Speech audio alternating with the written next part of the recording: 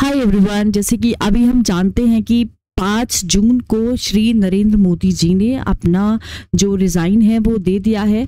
तो एक और उन्होंने जो रिज़ाइन दिया है वो दिया है प्रेसिडेंट द्रौपदी जी को।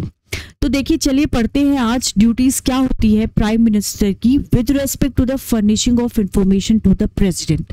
राइट, जैसे कि हम सब जानते हैं कि पीएम ने अपना जो रेजिग्नेशन लेटर है वो प्रेसिडेंट को दिया है। तो इन दोनों के रिलेशन के बारे में हम थोड़ा सा पढ़ लेते हैं। It shall be the duty of the prime minister. Prime minister की ड्यूटी है कि अगर कोई भी डिसीजन होते हैं काउंसिल ऑफ मिनिस्टर्स के affairs of the union and proposal for legislation के एडमिनिस्ट्रेशन से रिलेटेड, तो वो कम्युनिकेट किसको करे? प्रेसिडेंट को करे। इस तरह की इंफॉर्मेशन जो है, जैसे कि related to the administration of the affairs of the union and proposal for legislations, अगर वो प्रेसिडेंट को चाहिए इंफॉर्मेशन, तो ये ड्यूटी बन जाती है हमारे देश के प्राइम मिनिस्टर की कि वो इंफॉर्मेशन प्रेसिडेंट को दे। अगर प्रेसिडेंट को जरूरत पड़ती है कंसीडरेशन की काउंसिल ऑफ मिनिस्टर्स की किसी भी मैटर्स पे जिस पे डिसीजन हो चुका है by a minister but which has not been considered by the council, तो ये भी कंसिडरेशन की अगर रिक्वायरमेंट पड़ती है काउंसिल ऑफ मिनिस्टर्स की, तो वो भी प्रेसिडेंट को देना पड़ता है। प्रेसिडेंट को देना पड़ता है, प्राइम मिनिस्टर प्रेसिडेंट को देंगे उसका कंसिडरेशन।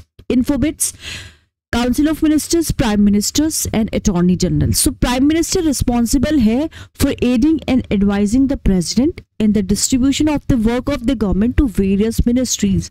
Prime Minister क्या करते हैं? एड करते हैं, एडवाइस करते हैं प्रेसिडेंट को।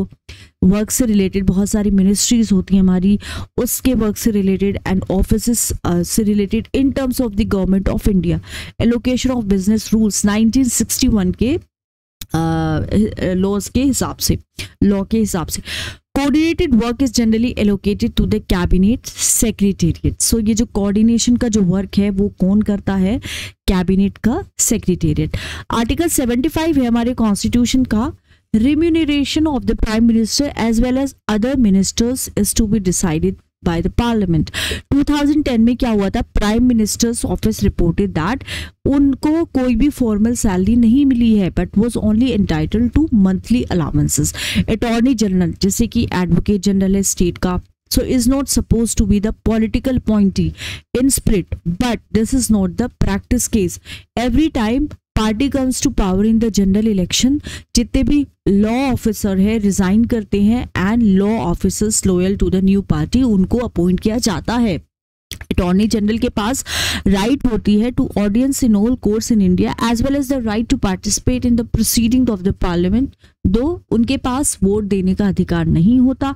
Unlike the attorney general of the United State, हमारे देश का जो अटॉर्नी जनरल है इंडिया का does not have any executive authority, और वो एक पॉलिटिकल अपॉइंटी नहीं होता है। Those functions are performed by the law ministers of India। Attorney General is assisted by Solicitor General and 4 additional Solicitors General। ये constitution में इन post का कोई भी प्रोविजंस नहीं है। कैबिनेट क्या है? स्मॉलर बॉडी है than the council of minister which consist of a few important senior ministers।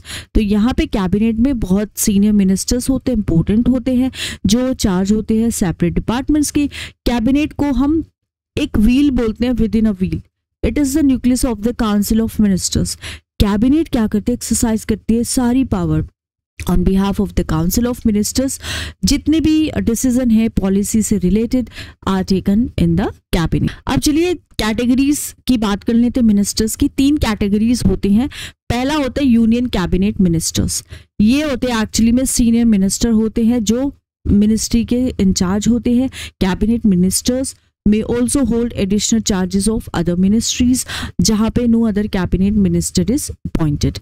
फिर आते हैं मिनिस्टर ऑफ स्टेट, इनको इंडिपेंडेंट चार्जेस दिए जाते हैं with no overseeing union cabinet minister for that portfolio. फिर आते हैं minister of state, minister of state junior minister to overseeing cabinet minister, usually tasked with a specific responsibility in that ministry। For instance, and Minister of State in the Finance Ministry may only handle taxation। तो I hope that कि आपको ये clear है कि कितने तरह के ministers होते हैं और प्रेसिडेंट और प्राइम मिनिस्टर में क्या रिलेशन होता है, राइट। तो अगर आपको वीडियो पसंद आई है प्लीज़ चैनल को लाइक करें, शेयर करें, सब्सक्राइब करें। Thank you so much.